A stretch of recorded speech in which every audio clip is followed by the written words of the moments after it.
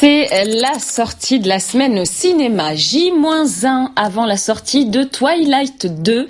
Voilà des mois que les fans attendent avec impatience la suite des aventures de Bella, amoureuse du vampire Edward. Justement intitulée Tentation, on retrouve dans ce deuxième volet Robert Pattinson, Kristen Stewart et Taylor Lautner que nous avions rencontrés la semaine dernière. Ils avaient alors déclenché une mini-émeute lors de leur passage à Paris. Et pourtant, il y a quelques mois encore, bien malin qui aurait pu prédire l'incroyable succès de la saga. Serait-ce la cause ou l'effet de ce phénomène?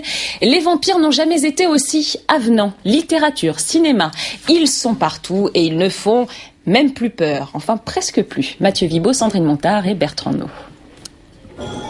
Fini cercueil et monstres aux doigts crochus. Les vampires, tendance aujourd'hui, scintillent à la lumière, vont au lycée et font se pâmer les adolescentes.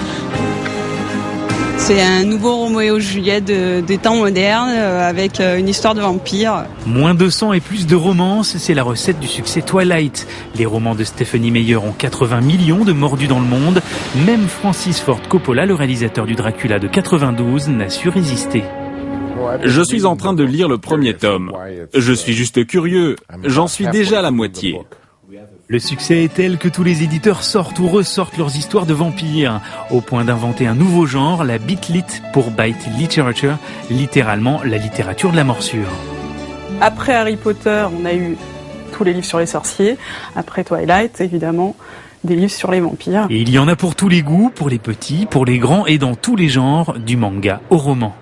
Là, en fait, justement, on va aller vers les plus jeunes. Voilà, à partir de 8-9 ans. Et puis là, on reste dans l'esprit Twilight, peut-être un peu plus corsé.